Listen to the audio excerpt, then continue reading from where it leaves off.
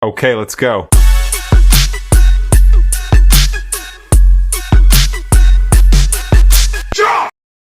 Ever wondered what it would be like to convince your boss of, well, anything? Or get a friend to always agree with you? It's actually not magic. It's a deep, kind of dark corner of psychology that some of the most powerful people in the world use all the time. And today, we're going to pull back that curtain and look at 5 of the most potent techniques ever. Let's dive in.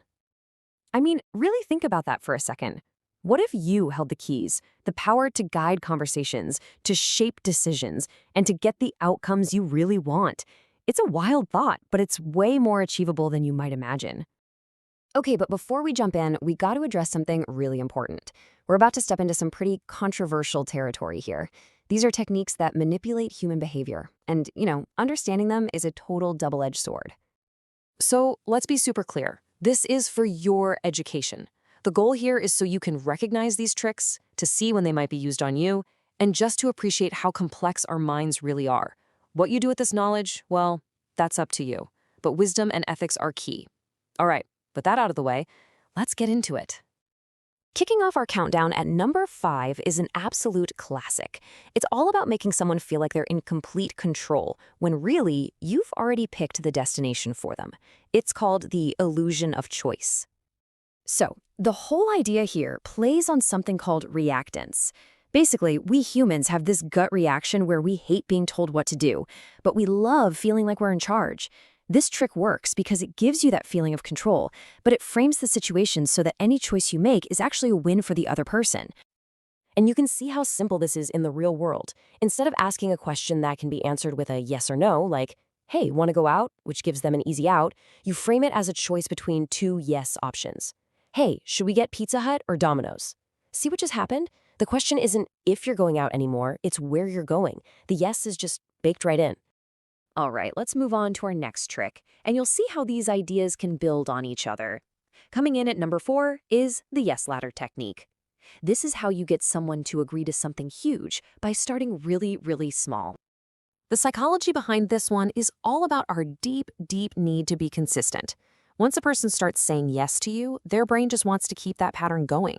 Each little yes makes the next yes easier. You're basically building a momentum of agreement that leads right up to your final big request. Let's play this out. You don't just walk into your boss's office and demand a promotion. You're probably going to get a no. Instead, you start with something small, totally reasonable. Then you ask for something a little bigger. Then bigger still. By the time you finally ask for that promotion, your boss has already said yes to you multiple times. They've seen you step up, and now it's psychologically much harder for them to break that pattern of saying yes. Now, for number 3, we're shifting gears from logic and consistency to pure emotion. This one is the guilt trap, and it's crazy effective because it just bypasses our rational brain. This technique taps into what's called reciprocity, and it's a fundamental rule that's basically hardwired into our social DNA. We feel this overwhelming need to repay our debts. So by reminding someone of a favor you did for them in the past, you're not just making them feel guilty, you're activating that deep-seated social contract. It makes them feel a powerful urge to say yes. Check out how this works. If you just ask, hey, can I borrow your car? It's pretty easy for them to say no. But if you first remind them of that past favor, you've completely changed the game. You're not just asking for a favor anymore, you're calling in a debt. And suddenly saying no feels unfair, ungrateful, making yes the easiest way to resolve that uncomfortable feeling. All right, this next one, it's powerful and, to be honest, it's a little bit scary. At number 2, we have the technique of planting false memories, and this one exploits a fundamental weakness in our own minds. So here's the terrifying part. Our memory is not like a video camera perfectly recording everything. It's much more like a Wikipedia page that can be edited, not just by us, but by other people. With enough confidence and repetition, a complete lie can be woven into someone's mind until it actually feels like a real memory. This is a textbook example. Let's say a politician wants to get elected but doesn't have a great track record, so they just start inventing a new one. They start with a bold claim at a rally. Then they repeat some version of it in the media. By the time they're on a big TV interview, they're saying it with such confidence and detail that people start to think, maybe he did do that. The lie, if you repeat it enough, starts to feel like the truth.